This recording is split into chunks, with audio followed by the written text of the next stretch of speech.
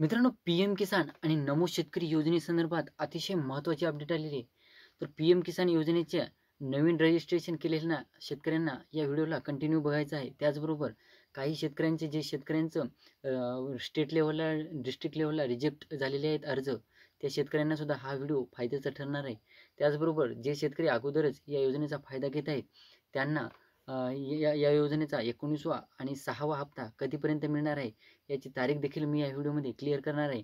तत्पूर्वी जर चॅनलवर नवीन असाल तर चॅनलला सबस्क्राईब करा आणि समोरील जे बेल आयकन बटन आहे त्याला दाबायला विसरत जाऊ नका, म्हणजे जेणेकरून तुम्हाला असेच नवीन अपडेट तुमच्या यूट्यूबच्या नोटिफिकेशन बारमध्ये सर्वात अगोदर मिळून जातील आणि तुम्हाला सर्वात अगोदर इन्फॉर्मेशन मिळून जाईल. तर नमस्कार मित्रांनो, मी राज सूर्यतळ, स्वागत आहे तुमचं आपल्या यूट्यूब चॅनलमध्ये. मित्रांनो, पी-एम किसान योजनेच्या संदर्भात सर्वात अगोदर आपण डिटेलमध्ये माहिती घेऊया. पी-एम किसान योजनेच्या जवळपास बरेच शेतकऱ्यांनी अर्ज भरलेले आहेत. असे अर्ज भरलेले आहेत की त्यांचे अर्ज हे डिस्ट्रिक्ट लेव्हलला ॲप्रूव्ह आहेत आणि त्यानंतर स्टेट लेव्हलला गेल्याच्या नंतर त्यांचे अर्ज हे रिजेक्ट झालेले आहेत. तर मग अशा शेतकऱ्यांना असा प्रश्न पडलेला आहे, बाबा आमचे हे अर्ज रिजेक्ट झाले तर आम्हाला नमो शेतकरी योजनेचा हप्ता मिळू शकतो का? नाही मित्रांनो, कारण पी-एम किसान योजनेच्या तुम्ही जेव्हा लाभ घेसाल तेव्हाच तुम्हाला नमो शेतकरी योजनेमध्ये ॲड केलं जातं. तर तुम्हाला यासाठी करावं काय लागणार आहे त्याची मी संपूर्ण माहिती पुढे देणार आहे. आता नमो शेतकरी योजनेबद्दल माहिती घेऊया. तर नमो शेतकरी योजनेचे रजिस्ट्रेशन कुठं करायचं? सध्या तर नमो शेतकरी योजनेचे रजिस्ट्रेशन हे पी-एम किसान थ्रूच केलेले जात आहेत. जिथं पी-एम किसान योजनेचं तुमचं ॲडिंग होईल, तुम्ही बेनिफिशरी म्हणून पी-एम किसानमध्ये जाल, त्यानंतर तुम्हाला नमो शेतकरी योजनेमध्ये सुद्धा ऑटोमॅटिकली ॲड केलं जाईल. आता बघायचं झालं तर जवळपास पी-एम किसान योजनेचं जे डिस्ट्रिक्ट लेव्हलला अप्रूव्ह झालं, तर मग काही जणांचं रिजेक्ट झालं, त्यांच्याविषयी बोलूया सर्व. तर कोणत्या शेतकऱ्यांचं रिजेक्ट होतं? जे शेतकरी फक्त फॉर्म भरतात किंवा फार्मर म्हणजे पर्सनली जे फॉर्म भरतात वेबसाईटवर जाऊन मोबाईलवरून वगैरे, त्यांना एकतर काही माहिती नसतं, जस्ट तिथं जी डिटेल दिसली ती भरून टाकतात नॉर्मली आणि त्यांना वाटतं आमचं आता सक्सेस होऊन जातं. तसं नसतं मित्रांनो. तुम्हाला तो फॉर्म भरायचा असतो, प्रिंट काढायची असते आणि ती तुमच्या तालुका कृषी अधिकाऱ्याकडे जाऊन द्यायची असते. आणि त्यानंतरचा प्रश्न म्हणजे तर तुमचं डिस्ट्रिक्ट लेव्हलला आता तुम्हाला मग हे डिस्ट्रिक्ट लेव्हललाच रिजेक्ट न होणे यासाठी काय करायचं? जर तुम्ही परफेक्ट असाल या गोष्टीमध्ये, या इलेक्ट्रॉनिक्स गोष्टी म्हणजे किंवा टेक्नॉलॉजीच्या गोष्टीमध्ये तुम्ही जर परफेक्ट असाल मोबाईलच्या दुनियेमध्ये, तर तुम्ही स्वतः फॉर्म भरू शकता, मुलं वगैरे असतील तर.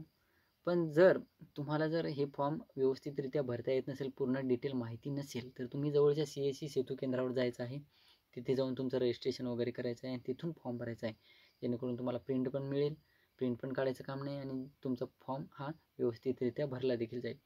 तुम्ही जर नवीन रजिस्ट्रेशन करायचं ठरवलेलं असेल पी-एम किसानमध्ये, तर आमच्या सेतू केंद्रावर तुम्हाला हे रजिस्ट्रेशन करून दिले जाईल. मी सेतू केंद्र चालवतो, माझ्या सेतू केंद्रावरून तुम्हाला व्यवस्थितरित्या फॉर्म भरून दिला जाईल. तुम्हाला जर फॉर्म भरायचा असेल तर मला कमेंट करून सांगा.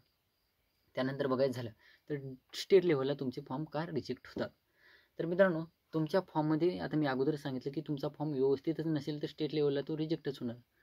आता तुमचा फॉर्म व्यवस्थित आहे की नाही, तुम्ही रिजेक्ट होण्याचं कारण म्हणजे एकतर तुम्ही पर्सनली सेल्फ रजिस्टर फार्मर असाल, त्यामुळे सुद्धा तुमचे चान्सेस जवळपास 99% चान्सेस तर तुम्ही सेल्फ रजिस्टर्ड फार्मर असता, त्यामुळेच तुमचे फॉर्म हे स्टेट लेव्हलला गेल्याच्यानंतर रिजेक्ट होतात. त्याचं कारण म्हणजे तुम्ही पर्सनली तुमची डिटेल वगैरे चुकलेली असते आणि मग ते स्टेट लेव्हलला जाऊन रिजेक्ट होतात.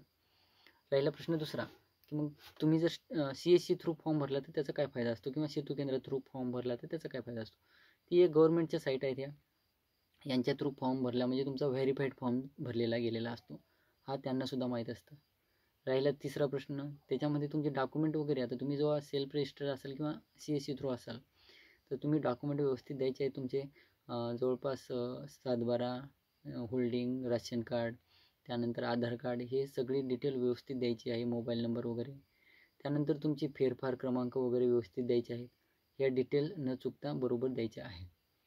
त्यानंतर नमो शेतकरी योजनेविषयी माहिती घेऊया. नमो शेतकरी योजनेमध्ये तुम्हाला आता काही शेतकऱ्यांना मागचे हप्ते मिळालेले नाही. त्याचं कारण काय असू शकतं? एकतर तुम्ही पी-एम किसान योजनेचे सध्याला तुमचं पी-एम किसान योजनेचं स्टेटस हे इनॲक्टिव्ह झालेलं असेल, म्हणून तुम्हाला ते सुद्धा नाही आणि हे सुद्धा नाही, हे दोन्ही पैसे मिळालेले नसतील. दुसरा प्रश्न म्हणजे तुम्ही KYC करायला सांगितलेली होती नमो शेतकरी योजनेची, तुम्ही ती केलेली नसेल, त्यामुळे सुद्धा तुमचा नमो शेतकरी योजनेचा हप्ता किंवा महिना किंवा हप्ते हे वितरित झालेले नसतील. आता सर्वात शेवटी बघूया की याचे जे हप्ते आहेत 19वा हप्ता PM किसानचा आणि नमो शेतकरी योजनेचा 6वा हप्ता कधीपर्यंत मिळू शकतो. तर मित्रांनो 15 डिसेंबर ही अजून तारीख डिक्लेअर नाही झालेली, परंतु टेम्पररी तारीख म्हणजे 15 तारीख ही आलेली आहे. 15 डिसेंबरला तुम्हाला या दोन्ही योजनेचे 4,000 रुपये तुमच्या खात्यावर वितरित होऊ शकतात. 15 डिसेंबर ही टेम्पररी डेट आलेली आहे, अजून डिक्लेअर सुद्धा झालेली नाही शासनातर्फे, परंतु 15 डिसेंबर टेम्पररी डेटनुसार तुमचे 15 तारखेला हे पैसे वितरित होऊ शकतात. त्यानंतर पुढचा प्रश्न बघायचा झालं तर पुढचे प्रश्न बाकीचे आपण पुढच्या व्हिडिओमध्ये घेऊ, कारण व्हिडिओ थोडा मोठा होत चाललेला आहे. त्यामुळे पुढच्या व्हिडिओमध्ये आपण बाकीचे प्रश्न घेणार आहोत. जर तुम्हाला काही कंप्लेंट वगैरे किंवा तुम्हाला काही प्रॉब्लेम वगैरे असतील या योजनेसंदर्भात किंवा तुमच्या स्टेट लेवलला जाऊन रिजेक्ट होण्याविषयी वगैरे मला कमेंट करून सांगा. आणि तुम्हाला जर नवीन रजिस्ट्रेशन करायचं असेल तर मला कमेंट करून ते सुद्धा सांगा.